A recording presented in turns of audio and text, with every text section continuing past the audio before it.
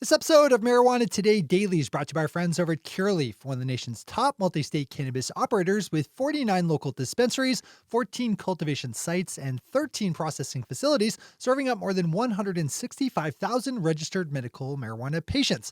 Check them out over at curaleaf.com, spelled Curaleaf. Good morning, Marijuana Nation. It's Wednesday, October 23rd, 2019, and you're tuned in to episode 824 of Marijuana Today Daily. I'm your host, Shay Gunther, and I'll be walking you through today's marijuana news and headlines. As always, we have a full and busy day of cannabis news in our hands, so let's jump right into it. We start today's news off in Massachusetts, where the administration of Governor Charlie Baker is appealing a judge's order dropped on Monday that requires the state to hold public meetings and to fully consider the financial costs associated with the across-the-board vape ban imposed by Governor Baker earlier this month. While the judge's ruling does allow the ban to stand in the meantime, it does set up the possibility of the ban not holding if the proper procedural steps outlined in the order are not taken by the state. The ruling would also chop a month of time off the ban, ending it on Christmas Eve rather than in July as Governor Baker wants. This storyline continues to have legs, so probably a good one to open up in full. As always, we have all the news we cover linked to on our website at mjtodaydaily.com. The U.S. Food and Drug Administration and the Federal Trade Commission sent a letter yesterday to a CBD company based in Florida, warning it to stop making certain health-based claims about the use of its CBD products. The company Rooted Apothecary was also accused of marketing its products improperly as dietary supplements, which are much more lightly regulated than products containing CBD. Of course, the FDA has yet to release guidelines for how industrial hemp can be used in products, but even so, it's generally not okay to sell your CBD products as dietary supplements. Rooted Apothecary has 15 days to respond with the steps it's taken to remediate the issue. Kyle has a good and detailed piece on this if you want more. Probably not a bad idea if your business touches CBD at all. Finally for today, the Maryland Medical Marijuana Commission announced yesterday that it was approving 2 independent investigations to look into how legal marijuana business licenses are given out in the state. Commission Chair William Tilburg broke the news at a meeting of prospective license holders and said that one of the investigations would look into the fairness of the licensing awards process, while the other investigation will double-check information given by a number of high-scoring applicants. Maryland has had a dilly of a time rolling out their medical marijuana program, as early years were marked by conflict over the lack of representation by non-white entrepreneurs, something that is still very much an issue in the state. State officials had intended to issue more business licenses, but will hold up that process while the 2 investigations are pursued. Those are our top stories for today. It's time for Marijuana Today Daily Headlines Blitz. Before we blitz out on headlines, let's quickly thank our sponsor, Curaleaf, one of the nation's top multi-state cannabis operators with 49 local dispensaries, 14 cultivation sites, and 13 processing facilities, serving up more than 165,000 registered medical marijuana patients. Curaleaf wants you to live life well, which is why the good folks over there put so much time and energy into making sure their operations are built around world-class quality, top-notch customer education, and a deep compassion for the people who use their products. They believe that cannabis is powerful and can improve people's lives. Pop over to Curaleaf.com today to find the closest Curaleaf shop to you, because there's no better way to experience the Curaleaf difference than by making a visit yourself.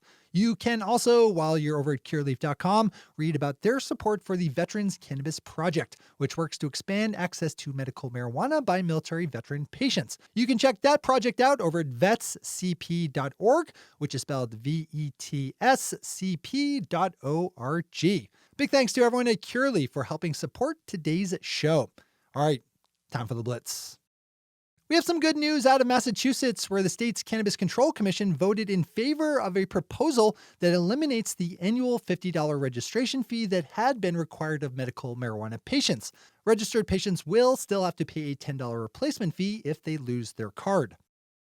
Marijuana Business Daily's chart of the week tracks how New Hampshire's ranks of medical marijuana patients have tracked over the last few years, growing from just over 2,000 patients back in November of 2016 to around 8,500 as of today. New Hampshire's medical cannabis program is fairly limited in comparison to other states in that it does not allow for home grow and only sanctions a handful of dispensaries to be opened throughout the state. A new bill passed earlier this month that went into effect last month, though, does allow for the 3 existing licensed dispensary companies to each open up an extra satellite office.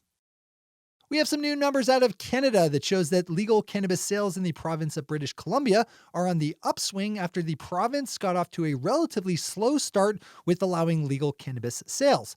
For the month of August, legal marijuana in British Columbia saw $12 million Canadian in sales, double the figure for just the previous month. British Columbia had just 14 licensed dispensaries open in March, but now counts more than 150 stores. Pop over to Matt Limmer's story on Marijuana Business Daily for the full read here.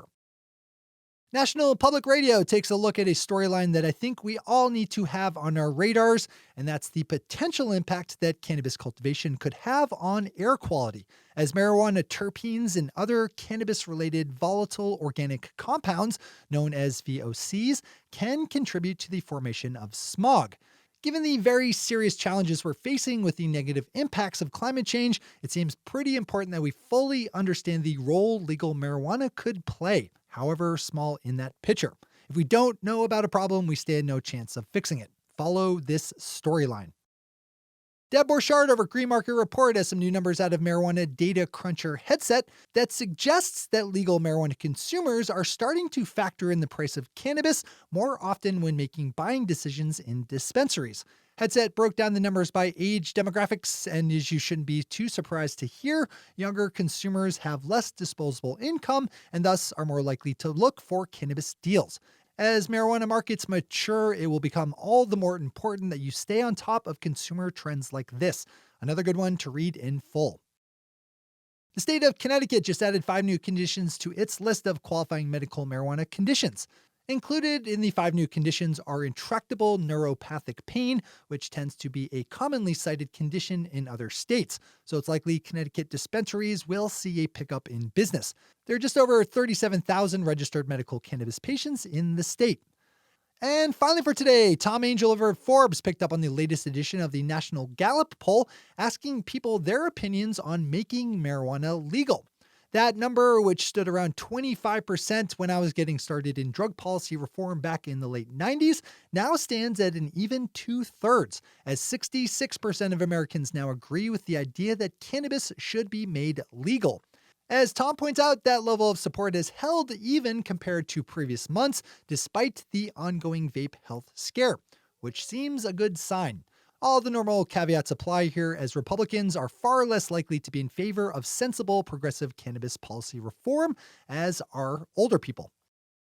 Those are the headlines and news for the day. I'll be back with you again tomorrow morning with another information-packed episode of Marijuana Today Daily. But in the meantime, if you have any stories to share or feedback to give, zip us an email to headlines@mjtodaydaily.com. And while you're clicking around the interwebs, swing over to our Twitter account at MJTodayDaily and visit our website at mjtodaydaily.com to find links to all the news we cover. Thanks to our sponsor, Cureleaf, and to all of our awesome Patreon listeners for the support that makes this show possible. To join the lesser strengths of the Patreon listeners yourself, swing over to our website at mjtodaydaily.com and click on that big blue button at the top of the page that says Become a Patron. I'm your host, Shay Gunther. Thanks for tuning in, starting your day with marijuana today.